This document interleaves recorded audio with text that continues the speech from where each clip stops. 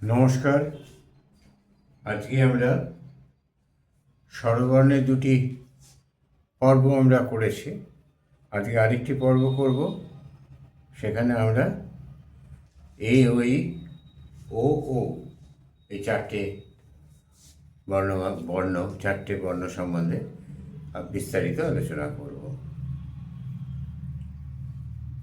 এই যে বর্ণগুলো আমরা একটা মজার জিনিসে ভেবে দেখুন, সত্যজিৎ রায়ের মহাপুরুষ কাপুরুষ, সেই মহাপুরুষ কাপুরুষে মহাপুরুষ কিন্তু বর্ণ এ ওই ও এই সমস্ত বর্ণগুলো বলেই কিন্তু যে অভিনয়টা করছিলেন জপের, মানে ঈশ্বরকে নিয়ে আসার, সেটা ওই বর্ণ বলেই করছিলেন। অর্থাৎ সেখানে বর্ণের ইনার মিনিংয়ের একটা খুব সুন্দর স্যাটায়ার করে একটা ব্যবহার করা হলো বিষয়টাকে, ও মজার করে ব্যবহার করা হলো যে এই বর্ণগুলো যে একেবারে অবান্তর বলেননি। মহাপুরুষটি যে এইসব বিষয় সম্বন্ধে একটু বইটাই পড়াশুনো করেন, সেই জায়গাটা বুঝিয়ে দেওয়া হলো। চমৎকার পরিচালনা, মানে চমৎকার একটা গুণ। আচ্ছা, আমরা একতা বা একেশ্বরবাদ, হচ্ছে একতা বা একেশ্বরবাদ। এটি আত্মা ও পরমাত্মার মিলনের প্রাথমিক পর্যায়, যা একমেব দ্বিতীয়ম বা একাগ্রতা নির্দেশ করে। আচ্ছা, আর ঐকার ঐশ্বরিক জ্ঞান বা আত্মজ্ঞানের প্রতীক। এই আত্মজ্ঞানের জন্যই আমাদের যাবতীয় সাধনা। উপনিষদ বারে বারে বলেছেন, নিজেকে জানো, নিজেকে জানো, নিজেকে জানো। তো সেই নিজেকে জানার প্রবল আকাঙ্ক্ষা ওই দিয়ে বলা হয়েছে। ওইটা ভাঙি যদি, তাহলে কি দাঁড়াচ্ছে ধ্বনিটা? প্লাস রস্বই, তাহলে হচ্ছে সত্তা আর রস্বই হচ্ছে জ্ঞান। তাহলে এটি পার্থিব জ্ঞান ছাপিয়ে আত্মিক জ্ঞান অর্জন করে। আমাদের তো দুটো মেনে নেওয়া হয়েছে সত্তা, একটা পার্থিব সত্তা যা চাই সব কিছু, আর আরেকটা হচ্ছে পরমার্থিক ব্যাপার। তো এই আত্মিক একটা ব্যাপার, আত্মার একটা ব্যাপার। তাহলে ওই এখানে আত্মার একটা জ্ঞানকে ওই বলছে। এরপরে আমরা আসছি ওঙ্কার, ও ওই ও। আচ্ছা, ওতে ওঙ্কার বা ওং প্রণব ধ্বনি। ওঙ্কারটা হিন্দু ধর্মে বিরাটভাবে ব্যবহার হয়েছে। এটা প্রণব ধ্বনি, এটা প্রণব নাদ। আমি প্রণব নাদ প্রচণ্ড, সেই প্রণব নাদ ওঙ্কার। উ ম, এই তিনটে শব্দ মিলে ওম শব্দটা এসছে, সেখান থেকে ওঙ্কার। ওঙ্কার প্রণবধ্বনি, যা ব্রহ্মের প্রতীক। আমাদের সেই আলটিমেট গোল তো সেই ব্রহ্মকে লাভ করা, ব্রহ্মের সঙ্গে লীন হয়ে যাওয়া, ব্রহ্মকে উপলব্ধি করা। তাহলে সেখানে সেই ওঙ্কার ও ব্রহ্মের প্রতীক। আর এটি প্লাস রস্য,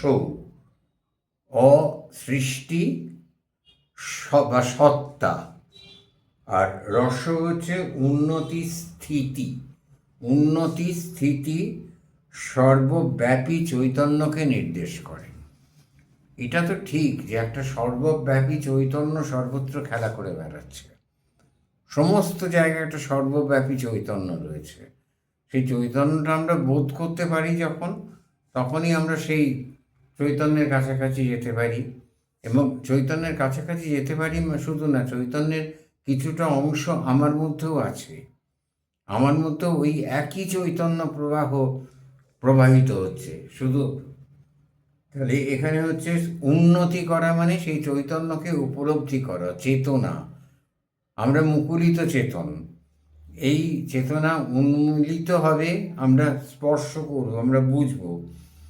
শিল্প এটা এত দ্রুত দেয়, এত পরিষ্কারভাবে দেয়, যে যোগ সাধনা বা অন্যান্য কঠিন সাধনা, তন্ত্র সাধনা ইত্যাদি সমস্ত সাধনার ঠিক ছাড়িয়ে চলে গেছে শিল্প।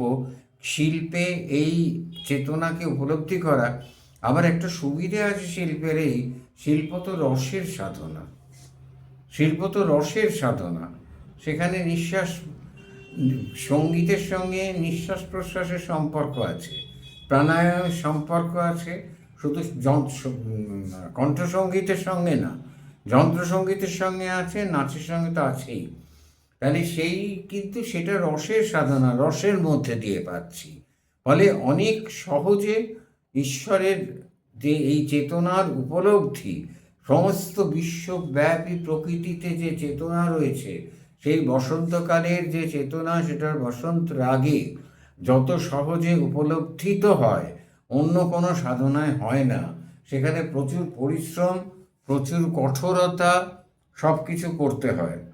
আচ্ছা, তাহলে এখানে চৈতন্যকে নির্দেশ করে।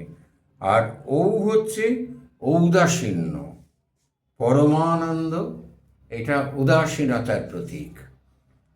এটি অ প্লাস রস্য, ও প্লাস রস্য, আবার ও প্লাস রস্য ইজ ইকুয়াল টু ও।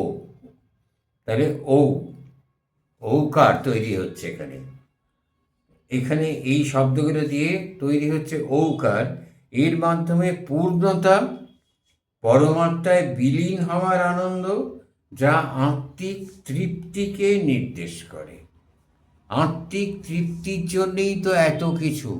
সত্যি সত্যি কি আছে না আছে, কোথায় আছে, কেন আছে, সত্য জনমহতপ এসব লোকটোক আছে কিনা আমরা জানি না, অন্তত আমি জানি না। কিন্তু সমস্তটাই হচ্ছে আত্মিক তৃপ্তি, নিজের তৃপ্তি। এই যে অদ্ভুত একটা আনন্দ, অদ্ভুত একটা তৃপ্তির মধ্যে ডুবে ডুবে থাকা, বর্ণ চেতনার জাগরণ, আধ্যাত্মিক উন্নতির সোপান। এই যে আমাদের এগিয়ে যাওয়ার সমস্তটাই তো মননশীলতা, মনের উন্নতি। মন যে উন্নত একটা জায়গায় যেতে চাইছে, সেই উপলব্ধি বোধটা এই বর্ণের সাহায্যে আসে। আমাদের শরীরের ভেতরে যে পদ্মগুলো, ত্রিদল, চতুর্দল, ষড়দল, অষ্টদল, সহস্রদল, শতদল পদ্ম কল্পনা করা হয়েছে, সে প্রত্যেকটা পদ্মে তো একটা করে অক্ষর রয়েছে, এবং সেই অনুযায়ী তাদের রঙও রয়েছে। এই রং এবং অক্ষর সবটুকু মিলিয়ে এই যে বর্ণমালা, এই বর্ণমালা, শিবের শরীরকে ওই জন্য বর্ণময় বলা হয়েছে। রামপ্রসাদ বলেছেন, যাহা শোনো কর্ণপুটে, সবই মায়ের মন্ত্র বটে। তো যা আমরা শুনি কানে, সে তো সমস্ত কিছুই সেই তন্ত্রে সেই ঐশ্বরিক মন্ত্র। সুতরাং যাহার শোনো কর্ণপুটে, সবই মায়ের মন্ত্র বটে। তাহলে প্রত্যেকটি তাহলে অক্ষর, বর্ণ জুড়ে যে শব্দ হচ্ছে, সেই শব্দের ভিতরে অপবিত্র কিছু থাকছে না। সবই তো মায়ের মন্ত্র, সবই তো শেষ পর্যন্ত গিয়ে দিনের শেষে মিলে যাচ্ছে শেষে সেই মহাকালের সঙ্গে, সেই মহাকালীর সঙ্গে, সেই অনন্তের সঙ্গে। যে চেতনার অংশ আমি, যে খণ্ডিত অংশ আমি, যে চেতনায় আমি আবার লুপ্ত হয়ে যেতে চাই, এবং আমার ভেতরে সেই অসীম আনন্দের উপলব্ধি পেতে চাই, তার প্রথম ধাপ হলো জ্ঞান, আর জ্ঞানের প্রথম ধাপ হলো বর্ণ, আর বর্ণের প্রথম ধাপ হলো বর্ণ সম্বন্ধে পরিচিতি। নমস্কার।